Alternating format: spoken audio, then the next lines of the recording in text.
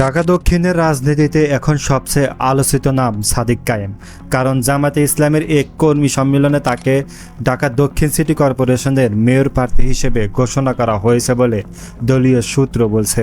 কিন্তু এখানে একটা গুরুত্বপূর্ণ বিষয় আছে, এই ঘোষণা এখনও পুরোপুরি ফাইনাল না। দল বলছে নির্বাচনের টাইমিংয়ের উপরই আসল সিদ্ধান্ত নির্ভর করবে।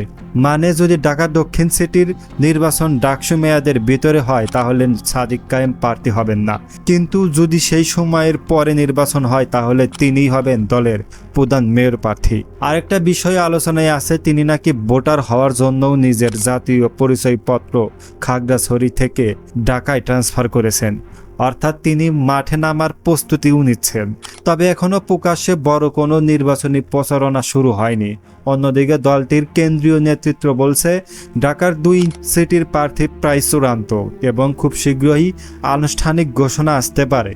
সব মিলিয়ে ঢাকা দক্ষিণের রাজনীতিতে এখন একটা অপেক্ষার পরিবেশ। কারা শেষ পর্যন্ত চূড়ান্ত লড়াইয়ে নামছে সেটাই এখন বড় প্রশ্ন।